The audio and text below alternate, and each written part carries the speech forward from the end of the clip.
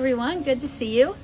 I just thought I'd come out. We just did a cooking video and I thought I'd come out and I would give you an update on the tropical jungle chicken yard that I'm trying to build. I figure it's going to be a 3-year project, so there's not going to be like this big reveal this year. I've been working on it and I definitely have a set plan for what I want it to look like in the end.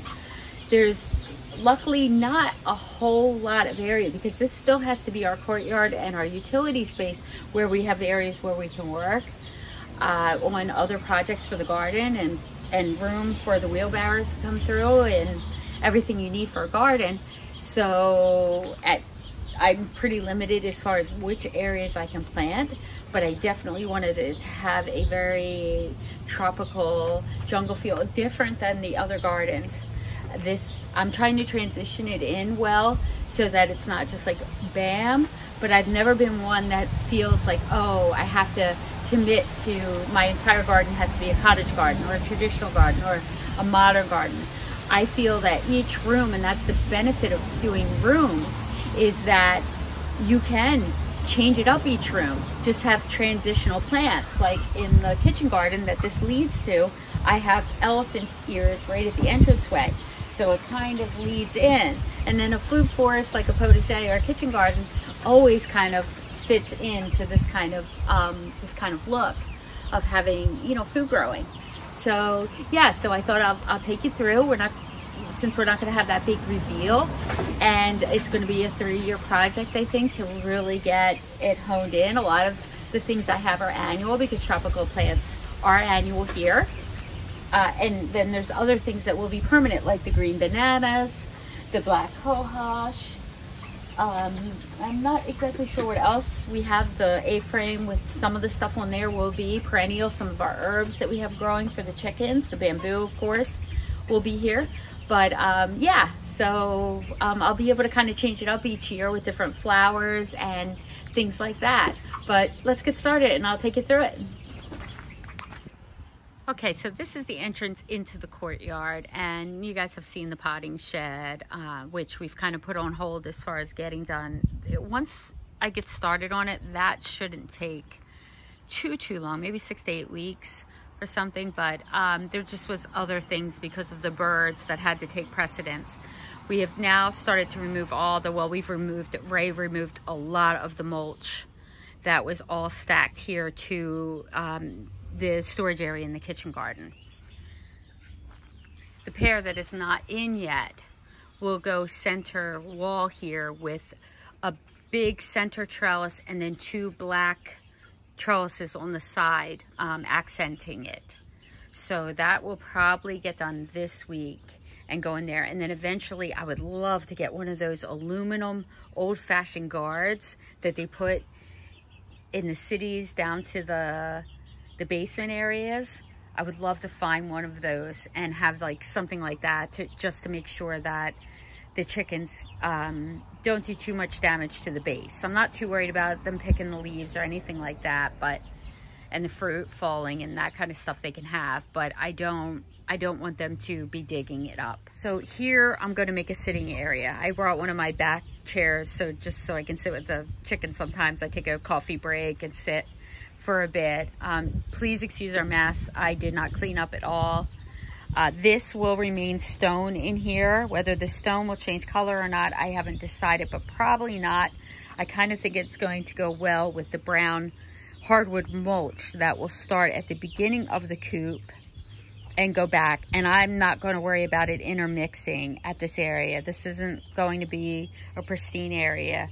It's going to be for the chickens, and they're going to be kicking it everywhere anyway. Ray was talking about maybe trying to frame, and I said, no, it'll be hard to get the barrows through, and they're just going to kick it out anyway. So yeah, so this is the ladies' coop over here, and then as you walk through, oh, I did, the couple water gardens are doing really well. Have hyacinth, a water lettuce. There's duckweed in there that's going to shade it out. And of course the papyrus grass.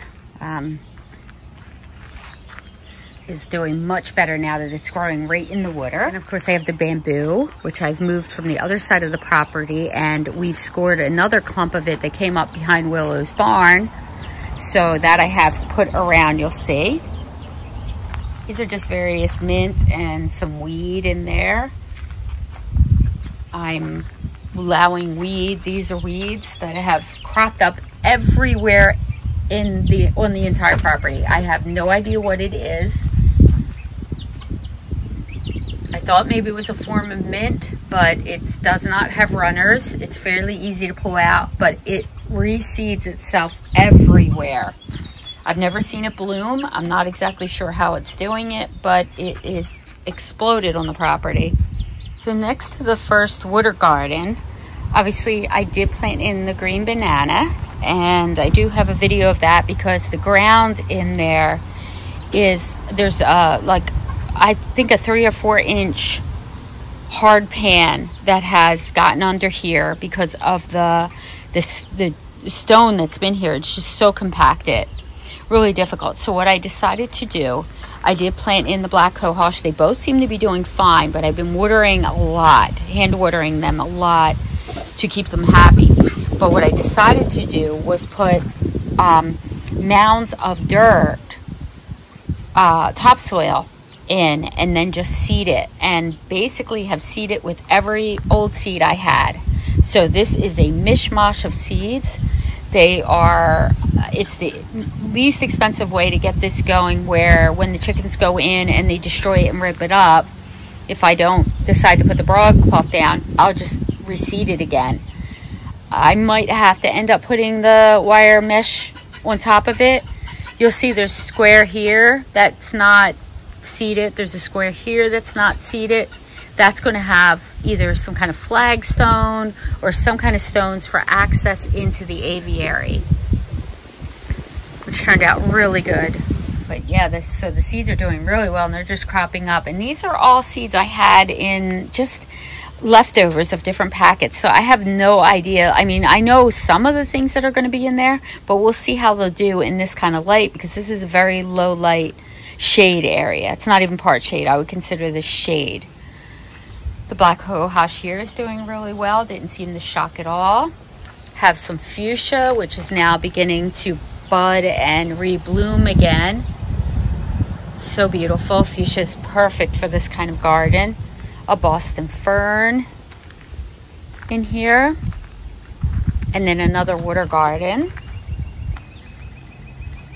And I just planted some of that weed in here. I figure maybe the chickens will like it, and since it's getting all over the property, I might as well give it a home.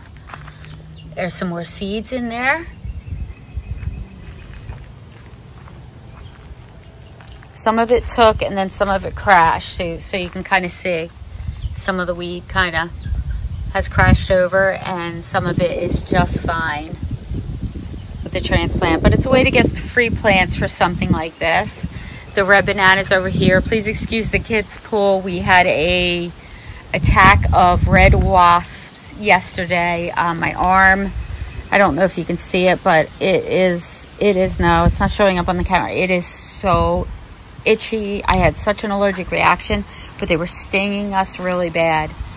And so we spent yesterday trying to deal with the problem and get like the kids' pool out of there, anything they're hiding in. I just have stacked wood where I know insects will get into and everything, and the chickens can pick through the wood for the different slugs and things that will take residence in there and probably are already there. They love the roly-polies. They get all under the wood, and they just dig under the edges of, even in their coop and stuff, and they eat all the roly-polies. They've been loving that. Okay, so I'm hoping you can see it. This has kind of become the main focal point as you come in. We put the high planters in, which will be fairly chicken resistant. They don't fly well once they get full grown. They're pretty good flyers right now because they're very light, but as they get larger and heavier in body, they'll have a hard time flying these breeds. So we kind of took an excursion to one of our local nurseries on a day where it was raining. We were supposed to be videotaping, but we had some gift certificates, so we ended up scoring these sale plants, $3. Oh, we're gonna send this to Amber's husband, Greg. because he's stressing about the plant sales where you keep stopping at. We're not shopping, we're cooking right now. Yes.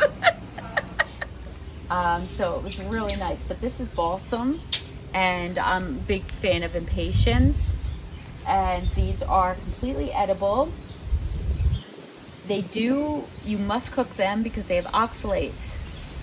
Some more coleus, some very large coleus that I got. This is the sumo that I showed you in the tropical plant haul. Gets 4 foot long leaves and 2.5 inch wide. So this is going to canopy over this whole area, which is good. I think going to be really cool. It'll also serve some protection for any kind of flying predators that'll come in, along with us stringing wires or lights across to the hawks and eagles usually will not come into a confined space.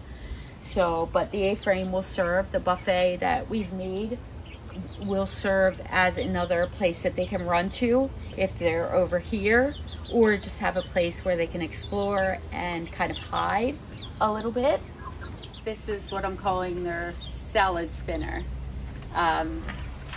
It has some cut grass clippings, weeds, leaves, things like that, and when you spin it, it drops down some of those things out of it.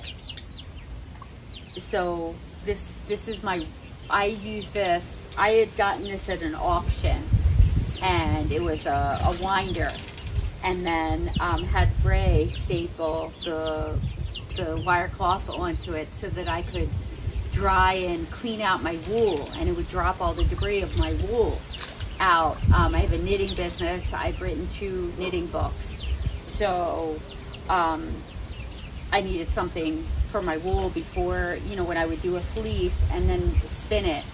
I needed something to clean it out with and dry it, and this worked out really well for a while. Ray's, I think, worried it's going to get damaged, but to me, it's not a museum. I'm going to let them do whatever they do with it.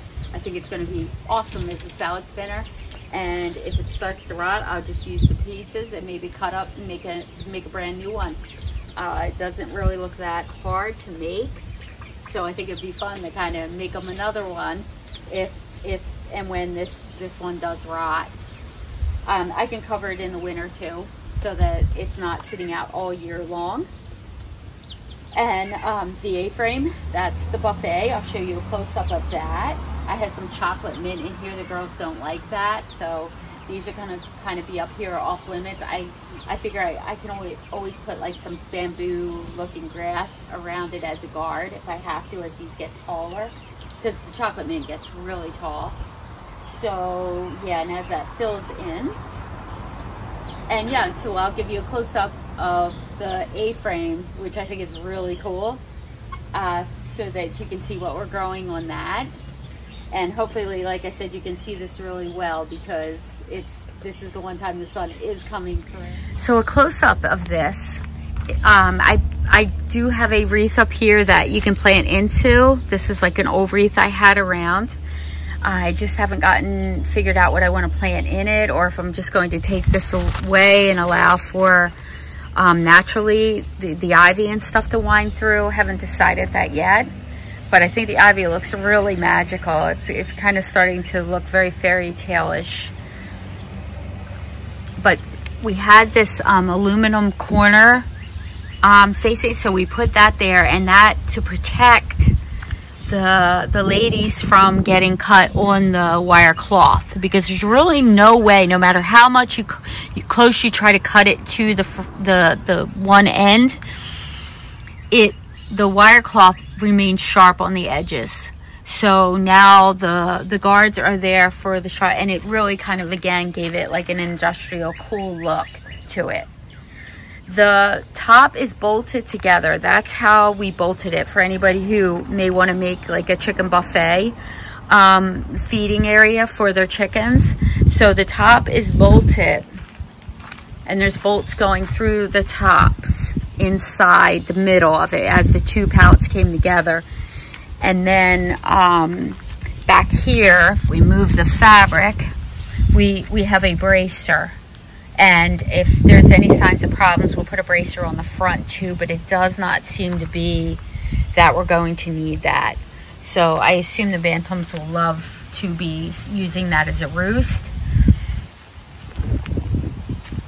And again, we put these cool aluminum guards on the edges for protection, so that we didn't have any kind of sharpness or anything like that that could potentially hurt them. I have some chocolate mint in here, ivy, things that they will not eat. The coleus, I'm not sure, but either way, if they get at the leaves, it won't be a problem. They should not be able to get up here to scratch at it. These are really tall. And again, I'll just extend guards. So the area of the greenhouse is starting to take shape. But we found this clump of bamboo. And so again, it was free, just growing behind our barn. And we have, of course, the elephant ears. I think I've already shown you those in the plant haul video. But back there, I've gotten now a tall plant back there. There's going to be a grassy bamboo look along that, at the top of that back fence, to serve as a guard, so the chickens won't be able to jump over. And then there'll be a gate there. But just making it look more exotic, more tropical in here. But I think it's taking shape. We have jasmine, a hardy jasmine that's going to grow up on there. In the two, I put two planters here along there. I was really happy to have found some narrow planters, and I just replanted some of the oregano. It's not doing too well though. I did not like the replanting, and I didn't get enough root. Every time I try to get some root out of it, I'm not getting a whole lot to split it. So I might just start some new herbs, but that's going to be the herb buffet. And I'm thinking about extending this little fence all the way down so that I can kind of protect it a little, let it rest, and then let them back into it so that they can eat the herbs, because they really do like herbs. I'm training them to enjoy herbs. But there'll also be like some chocolate mint and things they don't like, so that there'll always be something growing in there. And we're going to play with it. It will take a few years to kind of get like what they destroy, what they don't destroy. But generally, it's starting to take shape.